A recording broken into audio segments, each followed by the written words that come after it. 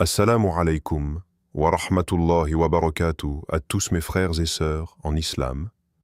Aujourd'hui, je vous invite à plonger avec moi dans une réflexion profonde et puissante. Pourquoi Allah t'isole-t-il? Ce moment d'isolement n'est pas un hasard, ni une punition, mais souvent une étape essentielle dans notre parcours spirituel, une épreuve qui nous rapproche davantage du Tout-Puissant. Que cette vidéo soit une source d'inspiration et de force pour chacun d'entre vous. Je vous encourage vivement à vous abonner dès maintenant pour ne rien manquer de nos partages et conseils, à la diffuser largement auprès de tous les musulmans autour de vous, afin que ce message puisse toucher le cœur de chacun. N'hésitez pas à laisser vos commentaires, vos questions et vos ressentis. Votre avis est précieux pour mieux vous accompagner et orienter nos futures vidéos. Ensemble, renforçons notre foi, partageons la lumière et avançons sur le chemin d'Allah. Jazakum Allahu khayran pour votre présence et votre soutien. Introduction et mise en contexte.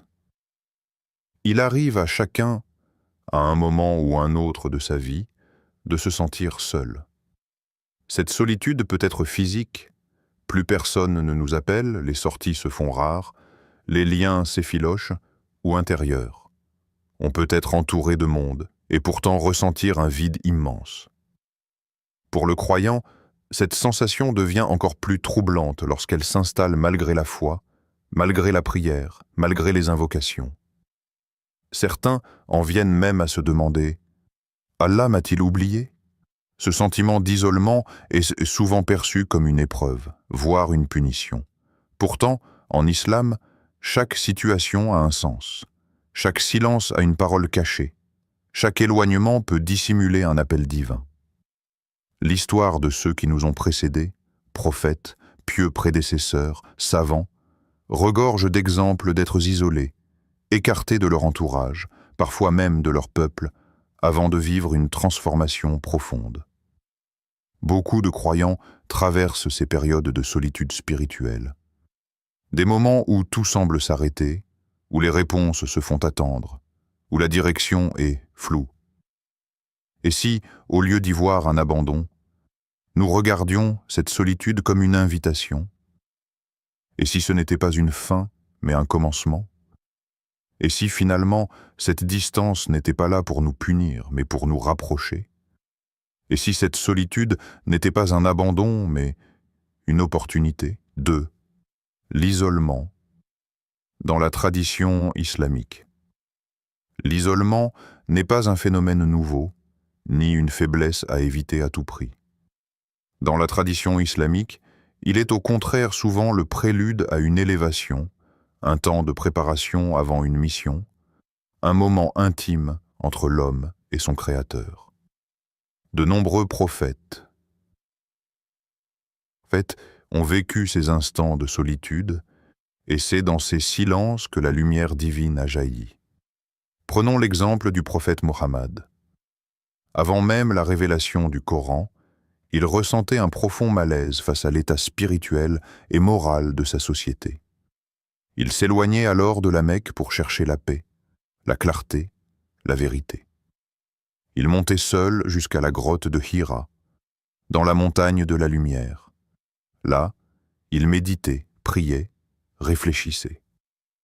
Ce fut dans cet isolement volontaire que Allah lui envoya la première révélation, par l'intermédiaire de l'ange Djibril. Ce moment historique, fondateur de toute la mission prophétique, s'est produit dans le silence, dans la solitude, loin du monde. Moïse, Moussa, quant à lui, fut séparé de son peuple pour recevoir la parole divine. Il monta seul sur le mont Sinaï pour jeûner, prier et se purifier pendant 40 nuits. Ce fut là qu'Allah lui parla directement et lui confia les tables de la loi. Encore une fois, un isolement voulu, imposé peut-être, mais porteur d'un sens immense. Le prophète Younous, Jonas, lui, connut un isolement bien différent. Ayant quitté son peuple sans ordre divin, il se retrouva dans le ventre d'un grand poisson, plongé dans les ténèbres de la mer. Cet isolement extrême fut pour lui un temps de repentir, de retour sincère à Allah. Et c'est dans cette obscurité qu'il prononça sa célèbre invocation. Il n'y a point de divinité en dehors de toi. Gloire à toi. J'ai été parmi les injustes. Par cette reconnaissance, Allah le délivra. Ces récits montrent une constante.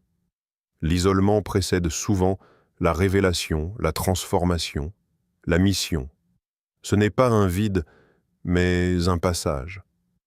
Allah isole parfois ses serviteurs non pas pour les rejeter, mais pour les préparer. Pour leur parler sans bruit, pour les fortifier intérieurement, pour les guider vers un rôle plus grand. Raisons possibles pour lesquelles Allah t'isole. L'isolement n'est jamais sans cause. Même si, sur le moment, tu ne comprends pas pourquoi Allah t'éloigne des gens, des opportunités ou de certaines situations, sache qu'il y a toujours une sagesse derrière. Voici 4 raisons profondes et spirituelles pour lesquelles Allah peut t'isoler. A. Pour te purifier. L'âme est souvent encombrée par des influences extérieures, paroles négatives, relations toxiques, habitudes qui éloignent de la lumière. Quand Allah t'éloigne de certaines personnes ou environnements, ce n'est pas pour t'appauvrir, mais pour te débarrasser de ce qui t'empêche d'avancer. Dans le silence et la solitude, on entend enfin son cœur. Le vacarme du monde n'étouffe plus cette petite voix intérieure. On commence à voir clair. Ce que l'on faisait par habitude, ce que l'on supportait par peur de la solitude, ce que l'on tolérait par faiblesse. Allah retire ce qui te salit pour te rapprocher de ce qui te purifie. B. Pour t'éduquer intérieurement, l'isolement est comme un miroir. Il t'oblige à te regarder en face. Sans les distractions habituelles, tu es seul avec toi-même. C'est dans ces moments que les vérités surgissent, les blessures enfouies, les erreurs passées, les failles oubliées. Non pas pour te faire culpabiliser, mais pour te transformer. Allah veut parfois que tu repasses par ton cœur pour comprendre d'où vient la douleur, la colère ou le doute. Il veut que tu prennes conscience de ce qui doit changer. Cette introspection est une forme d'éducation spirituelle. Elle forge ton caractère, affine ta foi, t'ancre dans la sincérité. C. Pour t'élever spirituellement. Quand Allah te met à l'écart, il te donne aussi l'espace pour t'approcher de lui. Dans l'isolement, le cœur a plus de place pour la prière, le dhikr, rappel d'Allah, la lecture du Coran, la méditation sur les signes divins. C'est souvent dans ces moments qu'on ressent les prières les plus sincères, qu'on pleure avec le plus de profondeur, qu'on fait des invocations qu'on n'aurait jamais faites en public. L'isolement devient alors un ascenseur spirituel, un moment de connexion unique avec Allah. Et plus tu places ta confiance, tawakkul, en lui durant cette période, plus il te fortifie intérieurement. D. Pour te protéger. Parfois, ce que tu crois être une perte est en réalité un bouclier. Allah voit ce que tu ne vois pas. Peut-être t'éloigne-t-il d'une personne qui aurait détruit ta foi, d'un cercle social qui t'aurait poussé au péché, d'une opportunité qui t'aurait fait chuter intérieurement. Dans sa miséricorde, il te retire de là avant que tu ne sois blessé, égaré ou brisé. Tu crois que c'est une épreuve, alors que c'est une protection déguisée. Allah ferme certaines portes pour préserver ta lumière, ta dignité ou ton avenir. 4. Les signes que cet isolement vient d'Allah. Comment savoir si cet isolement est voulu par Allah et non simplement une conséquence du hasard ou des circonstances? Il existe des signes qui indiquent que cette solitude a un but divin. Une paix intérieure inhabituelle. Même si tu es seul, tu sens au fond de toi une forme de tranquillité, comme si Allah était là. Des rappels répétés. Tu tombes souvent sur des versets, vidéos, paroles qui te parlent précisément de ton état actuel. Une clarté qui s'installe. Avec le temps, tu comprends mieux ta situation, tu prends de meilleures décisions, tu ressens une maturité nouvelle. Un changement positif en toi. Tu deviens plus patient, plus connecté à ta foi, plus conscient de la présence d'Allah. Une ouverture soudaine après l'isolement. Une fois la leçon comprise, Allah t'ouvre de nouvelles portes, meilleures, plus alignées avec ta nouvelle personne. 4. Les signes que cet isolement vient d'Allah. Quand on se retrouve seul, coupé de certaines relations ou circonstances, on peut se sentir perdu, abandonné, déstabilisé. Mais parfois, cet isolement est une miséricorde déguisée, un acte volontaire d'Allah pour t'emmener vers un bien plus grand. Comment reconnaître que cet isolement vient de lui et non d'un simple concours de circonstances ou d'un échec humain? Voici quelques signes clairs. 1. Une paix intérieure, malgré la solitude, tu es seul, mais tu ne ressens pas un vide angoissant. Au contraire, il y a en toi un calme, une sérénité inexplicable. Tu n'es pas dans l'agitation, ni dans la colère, ni dans la panique.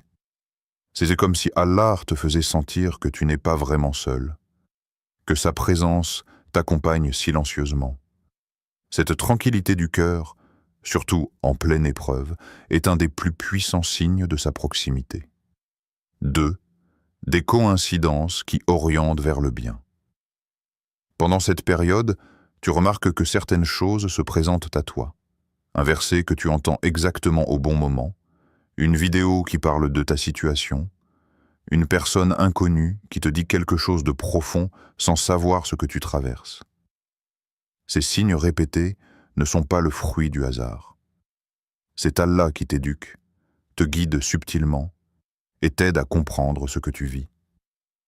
Ce sont des rappels envoyés au bon moment pour nourrir ta foi. 3. Un changement profond qui suit cette période. Après l'isolement, tu n'es plus le même. Tu vois les choses autrement. Ton rapport à la prière, à la foi, aux autres a évolué. Peut-être es-tu devenu plus patient, plus sage, plus détaché du regard des gens. Ce changement intérieur est une preuve que cet isolement n'était pas une chute, mais une transition. Allah t'a retiré du monde pour te reconstruire, pour que tu reviennes à lui avec un cœur plus fort, plus sincère. Ces signes ne sont pas toujours visibles immédiatement. Parfois, on ne les comprend qu'après coup. Mais plus tu développes ta relation avec Allah, plus tu sauras reconnaître sa main derrière les silences, ses messages derrière les épreuves et sa sagesse derrière les retraits. 5. Ce que tu dois faire pendant cette période, lorsque tu réalises que ton isolement n'est pas un hasard, mais peut-être un acte divin. Ta manière de vivre cette épreuve change complètement. Ce n'est plus un moment à subir, mais une étape à traverser avec conscience et foi. Voici plusieurs actions à mettre en place pour profiter pleinement de ce temps que Dieu t'accorde en tête-à-tête. 1. Ne pas paniquer, ni désespérer. La première réaction humaine face à la solitude, c'est souvent la peur, l'incompréhension, voire la colère. Mais il faut apprendre à apprivoiser le silence. Ce n'est pas un vide, c'est un espace sacré.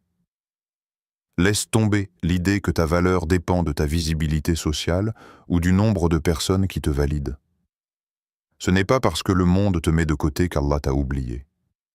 Le calme apparent peut cacher une profonde œuvre intérieure. Garde ton calme et rappelle-toi que tout ce qui vient d'Allah est un bien. 2.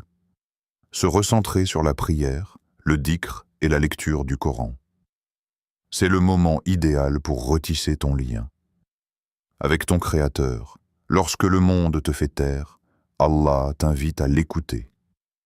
Augmente la qualité de ta prière. Ressens-la, vis-la pleinement. Pratique le dhikr avec attention. Répète les noms d'Allah avec conscience. Ouvre le Coran, pas seulement pour lire, mais pour comprendre, méditer, réfléchir.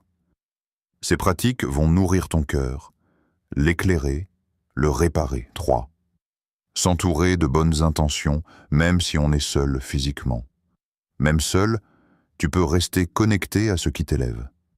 Écoute des conférences bénéfiques, lis des livres inspirants, évite les distractions toxiques et surtout, fais des invocations sincères.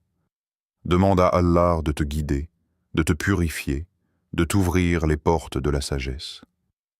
Tes intentions te définissent plus que ta situation extérieure. Reste dans une fréquence spirituelle élevée, même sans personne autour. 4. Écrire un journal spirituel, suivre ses progrès. Note ce que tu ressens, ce que tu comprends, les versets qui te touchent, les prières qui t'apaisent. Ce journal n'est pas un simple carnet. C'est un miroir de ton âme, un témoin de ton évolution. Avec le temps, tu verras comment ton regard change, comment ton cœur se transforme. Cela t'aidera à ne pas perdre le fil de ce que tu vis, à donner du sens à chaque étape. 5. Faire preuve de gratitude malgré tout. C'est peut-être le point le plus difficile, mais aussi le plus puissant. Être reconnaissant pendant l'épreuve, c'est une preuve de maturité spirituelle. Remercie Allah non pas seulement quand il te donne, mais aussi quand il t'éloigne, te cache, te retire. Car c'est peut-être dans ce retrait que se cache ton plus grand cadeau. Dis « Alhamdulillah » pour cette pause imposée, pour cette introspection forcée. Elle essaie peut-être la clé d'un nouveau départ. En vivant ton isolement comme un appel divin plutôt qu'un rejet, tu entres dans une posture d'élévation, tu ne perds pas ton temps, tu le sanctifies, tu n'attends pas passivement que les choses changent, tu changes de l'intérieur, et c'est ce changement qui, par la volonté d'Allah, transformera toute ta réalité. 6. Témoignage, histoire inspirante. Parfois, ce sont les récits des autres qui nous aident à comprendre notre propre histoire. Entendre comment certaines personnes ont traversé des périodes d'isolement peut éclairer notre regard et réconforter notre cœur. Ces témoignages montrent que la solitude, bien vécue, peut devenir une porte vers l'éveil, la foi et la paix intérieure. 1. Le converti seul face à ces questions. Un homme en pleine crise existentielle s'éloigne de ses amis, de sa routine et même de sa famille. Il passe ses journées enfermé, sans but.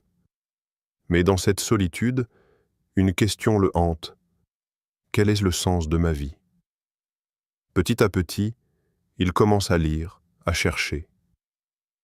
Il tombe sur des vidéos de spiritualité, des extraits du Coran traduits en français, des récits de convertis. Il ressent une résonance intérieure.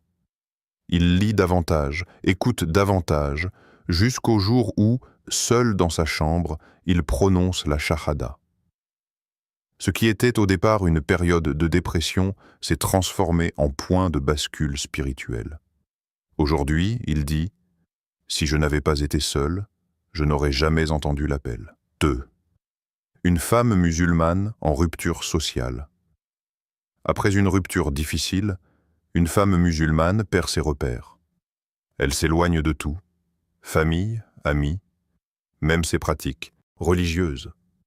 Mais dans le silence de son appartement vide, quelque chose la pousse à se reconnecter à Allah. Elle commence par refaire ses prières, sans pression, juste pour retrouver un souffle. Puis, elle ouvre le Coran, presque par curiosité. Et ce qui devait être un geste ponctuel devient un refuge. Un verset en particulier la bouleverse. C'est dans le rappel d'Allah que les cœurs trouvent la paix. Coran 13:28. Depuis ce jour, elle raconte comment cette période l'a transformée intérieurement et comment elle a redéfini sa vie sur la base de la foi sincère plutôt que sur les attentes sociales. 3. un jeune entrepreneur déstabilisé par l'échec. Après l'échec brutal de son projet, un jeune homme s'isole, honteux, vidé. Il pensait avoir tout perdu.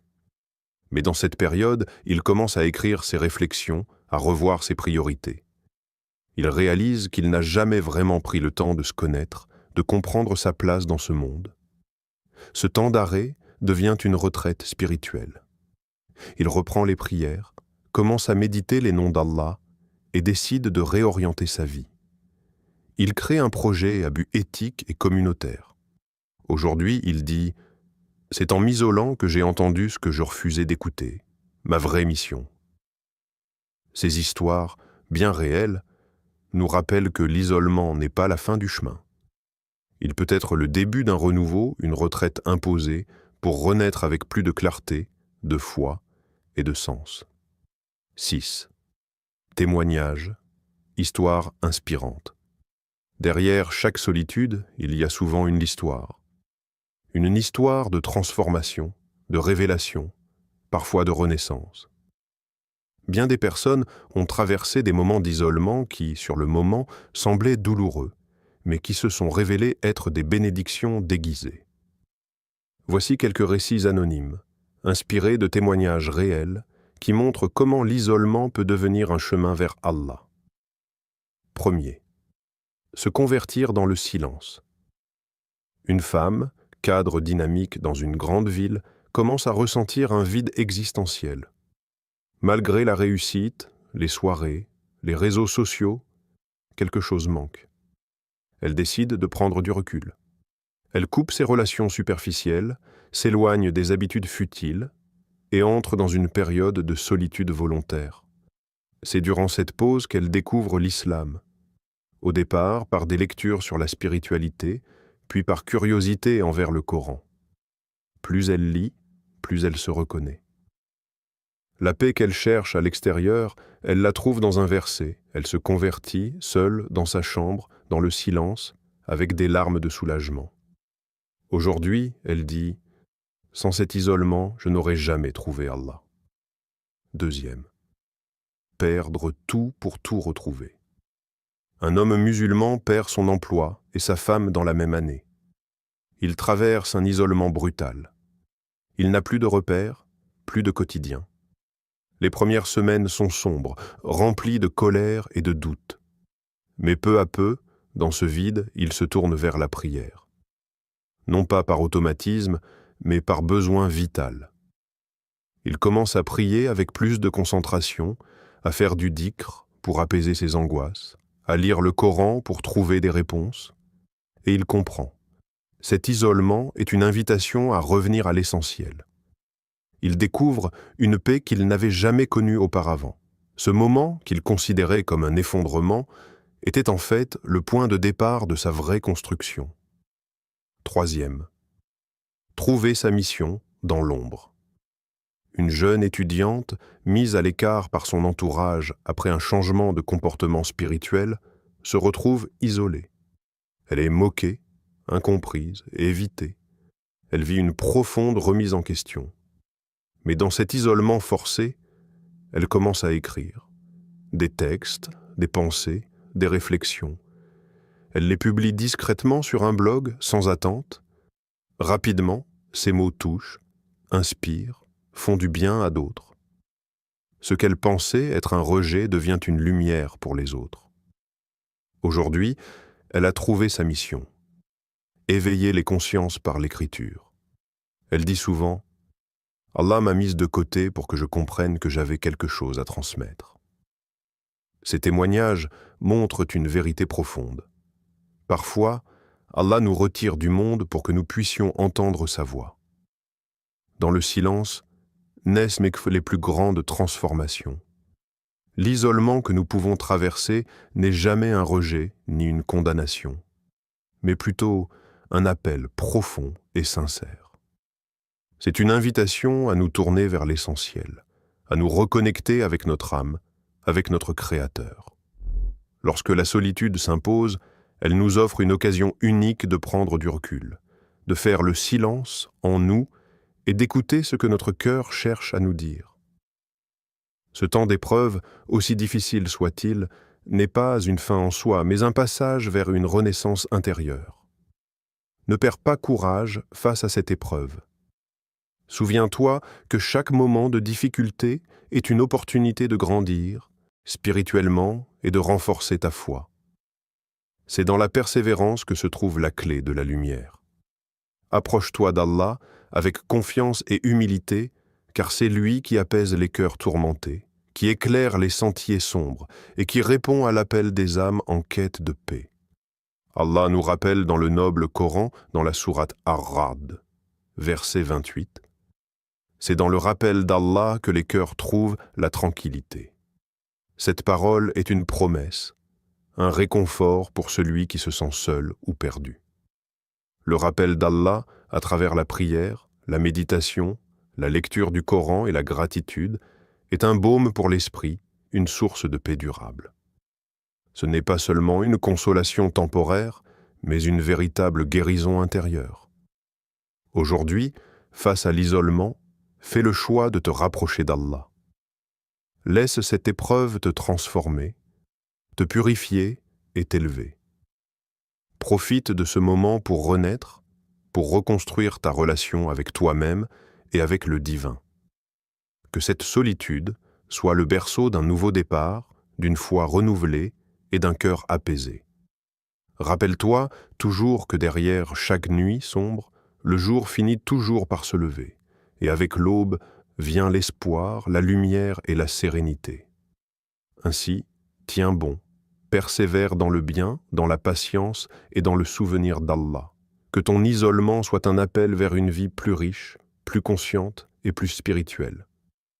Ne laisse jamais le désespoir t'envahir, car la miséricorde d'Allah est infinie, et sa proximité est la source véritable de toute consolation. Frères et sœurs, rappelez-vous que chaque moment d'isolement, chaque épreuve imposée par Allah, est une occasion précieuse de purifier notre cœur, de renforcer notre foi et de nous rapprocher de lui. Ne perdez jamais espoir, car après la nuit la plus sombre vient toujours l'aube lumineuse. Allah ne vous abandonne jamais, il vous teste pour vous élever, alors persévérez, restez ferme dans votre confiance en lui et continuez à avancer avec patience et gratitude. Qu'Allah, le tout miséricordieux, vous accorde la force dans vos épreuves, la lumière dans vos moments d'obscurité, et qu'il vous guide toujours sur le droit chemin, qu'il fasse de votre isolement un tremplin vers sa proximité et sa satisfaction. Amin.